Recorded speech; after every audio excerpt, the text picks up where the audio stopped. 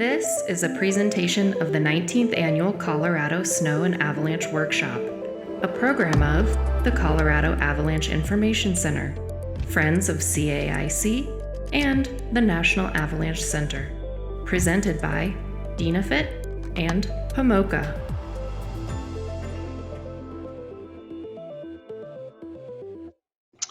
Hello everyone, and thank you for inviting me to the Colorado Avalanche Workshop today. A little background on who I am. My name is Ken Bokelund. I'm a ski patrol director for Alpine Meadows in Lake Tahoe, California. And part of my responsibilities include overseeing a rather large avalanche mitigation program, which includes the use of artillery. Of course, we huck a lot of bombs, and we're using avalanchers as well. And new to us in the last few years have been these remote avalanche control systems, or RACs. Of course, lots and lots of good old-fashioned ski cutting. Probably kind of the staple of what we do when it's snowing. It's my favorite type of ski cutting right here. I call it VS, or vertical ski. So today we're going to take a quick look at 6 avalanche accidents and near misses that I've been involved in over the last 30 years. And it's my hope that some of you today might learn from my mistakes, or at the very least, give a little thought before dropping into the next great ski line or exposed ski cut. My avalanche education started in earnest on March 15th, 1990. Up to that point, all I had done is read through the book, The ABC of Avalanche Safety. Some of you guys might remember this book. It was written by the famous guy named Ed R. LaChapelle. Maybe not as famous as, say, Carl Bokelund or Ethan Green, but still a pretty sharp guy. So Chad's line, March 15th, 1990. Man, it was a beautiful day. It hadn't snowed in a week, but you could still find good soft snow if you knew where to go. And our goal that day was to ski a couple lines that we'd never done. One was a south-facing chute, and the other was a steep north-facing chute that you could see here. That morning, Chad and I, we hiked up and skied that south-facing chute for warm-up, and then we headed over to an area called Munchkins. And we'd been looking at this line for quite some time, and it seemed like today it would go. It had a bunch of snow in there, so thought we'd go for it. I went first that morning, so Chad called dibs on Munchkins. He dropped in, and on his third turn, the slope fractured. I yelled for him to go for the tree, which you can see here. And he looked right at me as his hand slipped by that tree, and then he was gone. He was only 21 years old. And Chad, he was the very best friend I've ever had, even to this day. Prior to the accident, we'd been skiing steep terrain all week, a bunch of north-facing terrain, and there was zero evidence of instability that we could see on the surface anyway. There's no natural activity that we had observed, nor were there any old crowns from the storm the week prior. However, turns out there were some very weak small grain facets above a melt freeze crust, with about 12 to 14 inches of 1 finger minus snow to the surface. Soft, but sort of stiff. I didn't know it at the time, but small grain facets above a melt freeze crust are quite common in California. Of course, after the accident, my head was filled with whys. Why didn't we put in a ski cut? Why didn't we do a quick hand pit? Why didn't we even bring our transceivers that day? The only thing we did right for that line was a conscious decision to ski one at a time. And I miss that kid. After that, I set out on a path of avalanche education that continues to this day. Unfortunately, my run-ins with avalanches seems to continue as well. Some would say it's part of the job. Not quite sure it has to be that way. Bokelund Bench, Saturday, January 23rd, 1999. This was the day that I got an avalanche path named after me. We have a few like that. I'm sure other ski areas do too. Names like Murphy's Mistake, named after Gary Murphy, our avalanche forecaster for over 30 years. Andre Benier, he was our assistant patrol director for many years as well. Of course, we have Casey Jones. He's infamous in the ski biz. So we have Casey's face. Unfortunately, he sustained some injuries in his ride. This is shortly after that incident. Foster's Folly, named after Bill Foster. This was, he fell off a cornice one day. And this is that zone, the backside of the Scott chair. So for Bokelund's bench, a little weather info here. We received 18 inches of new snow overnight. The low was 28 degrees. Not a whole lot of wind. But by 8 a.m., the temperature had risen to 31 degrees, and it was almost raining at the base. I mean, it just sucked. And just before 9 a.m., we were about to open the ski area, and I was in a rush. I was in a hurry to get back to the patrol room for an Avalanche mission on Alpine Meadows Road. And there's this zone, I wanted to ski cut this slope that was above a summer road on my way down before public got to it. Just about every path had avalanche during control work that morning, so I was certain it would go. With the temperature of the snowpack being what it was, traveling was just a total slog. So by the time I reached the area of concern, the ski area, we were open. And I was surprised, I got there and I was only getting loose snow avalanches close to the ridge. That's till I got a little bit lower than I wanted to.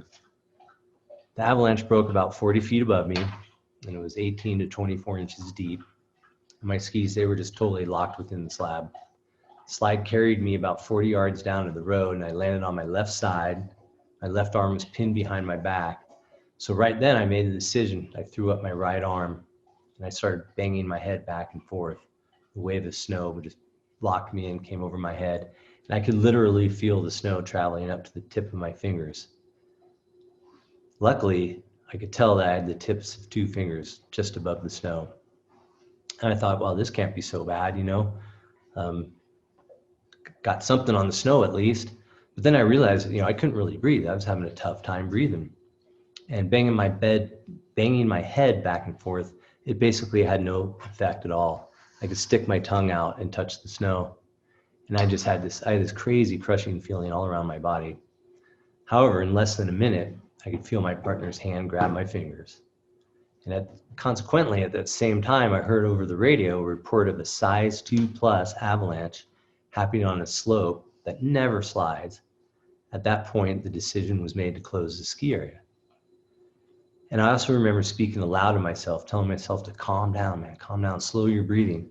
But I just couldn't seem to get a grip on my respirations. And when my partner finally reached my face, he just yelled at me, "Hey man, calm down, we got you. It's all good." So in about 5 minutes, I was extricated from the snow. And I had all my equipment. I was uninjured. Boy, I sure felt pretty lucky. A few things that ran through my mind immediately after that avalanche was, man, the next time I'm bringing explosives. I'm not going to be in such a hurry, that's for sure. And I'm going to get on the radio and I'm going to keep that area closed until the hazard has been adequately dealt with. 6 feet deep. This was Thursday, February 22nd, 2001. Man, it was one of those days. Control work was an absolute blast. We had 4 inches new snow that was so weak you could throw a rock on it and get an avalanche. And we were to ski cut and everything. Explosives, you can get to go with explosives, but ski cutting was just working. Below the 4 inches was old hard snow that was melt freeze on most aspects. The ski cutting was so easy and effective that my partner and I split up and went at it alone. I mean, come on, what can go wrong ski cutting by yourself? Well, it turns out nothing did go wrong right then. We completed our 2 routes. We met up at the bottom. We're high-fiving each other. Man, we had that terrain open in record time. The problems came later. I knew the spot. It was a bit of a pain to get to, but it was definitely steep enough to slide. And we were open, and I thought I should check it out before our skiing public got to it. Someone got in trouble. I'm not sure I even told anybody where I was going. I get there, the slope had a uniform steepness to it, and I'm cruising along, and I'm not getting an avalanche. I'm just like, wow, this is strange. I was getting all these slides earlier. My confidence was super high. A little further down, there was this tiny roll, and as soon as I touched that roll, the slope fractured way above me. That 4 inches took me down the slope into a stand of trees. I hit a rather large pine and the snow piled up behind me. Luckily, I was not completely buried, but I couldn't get out. I could not free myself, but I could get to my radio. So I'm thinking all good. Eventually, a patroller got to me and they dug me out. Unfortunately, at that same time, 2 high school kids made the decision to ski home from Squaw Valley to their house on Alpine Meadows Road. They were in a closed area, but they were pretty familiar with the terrain, seeing they lived on the road. They skied down between 2 gullies, and near the bottom, they entered the West Gully. That same 4 inches buried them 6 feet deep. They were not found till the next day, Friday, February 23rd. Fortunately, I had to take the bodies to the road. Blake's Tumble. This was March 2003. I was up in Canada, north of Pepperton, skiing out of a hut called the Temple. We had to snowmobile in 7 miles to get to the hut. Man, the first day was a total dream. We had boot top powder on top of a melt freeze crust. It was just great. We were just skiing everything, super stable. The next day we woke up and there was a bit of wind on the ridge. We could see it blowing down slope. Didn't think a whole lot about it. Our goal that day was to ski a steep line in the Alpine. As we were boot packing up the couloir, I was doing some hand compression tests. A very tiny wind slab had developed on the new snow. And every test I did told me the same thing. The wind slab is not binding well to the new snow. But hey, it was only 2 centimeters thick at the elevation we were at. And we only had another 500 feet to get to the ridge. I was on about my 4th tap test when the avalanche hit me. I slammed into my partner who was right behind me, and I started flipping end over end, telling myself, you must self-arrest, you must self-arrest. Somehow I managed to stop. I looked around, and my partner was gone. I immediately got out my transceiver, and then all of a sudden I heard screaming from below. Blake had gone about 1,000 vertical feet, and he's just screaming, my leg, my leg. I shouted down to him, is it your knee or is it your femur? He's like, oh man, it's my knee. So I had a little bit of a sigh of relief, and I got down to him and he begged me to put his leg back into position. Thought it might be dislocated. However, his lower leg, it just went everywhere I wanted it. Every ligament in his knee was destroyed. So, we had to split him up and drag him out for 6 hours to get back to the hut. Hopped on our snowmobile, we just had one. And I had to get to the trailhead because we had cell service who was 20 minutes off the trailhead. I was going to call for help.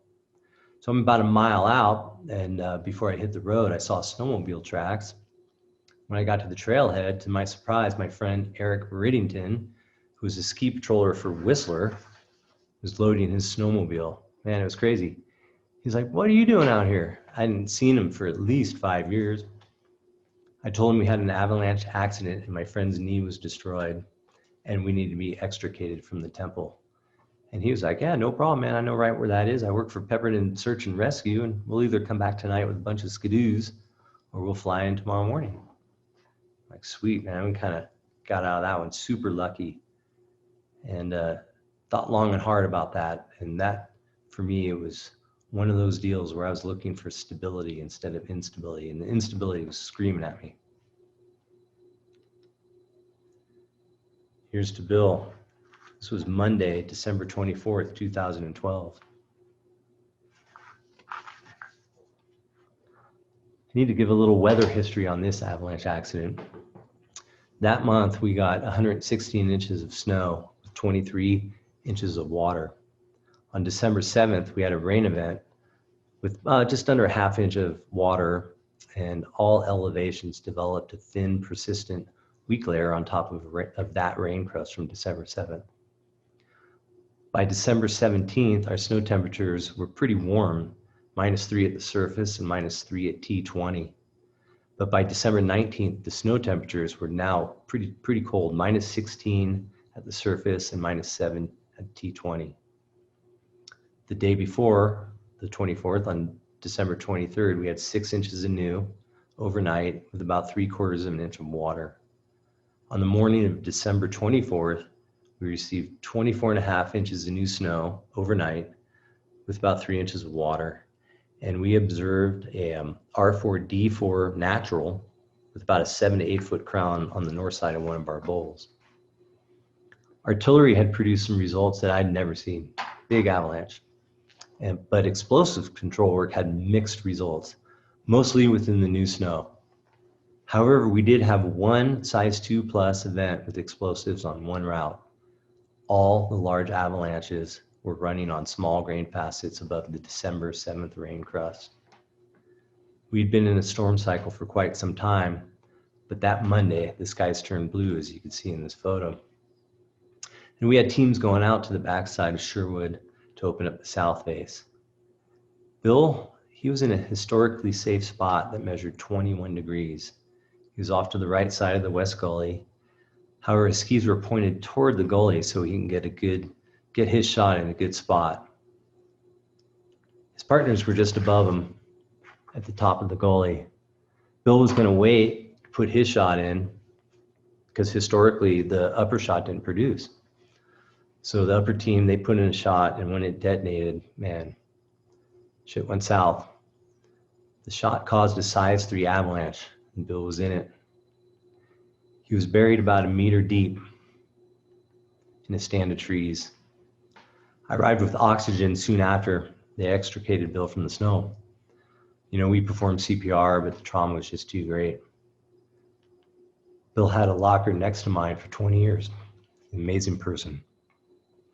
You know, I don't have a whole lot to say about this avalanche accident, other than, in my opinion, something has to happen for history to exist.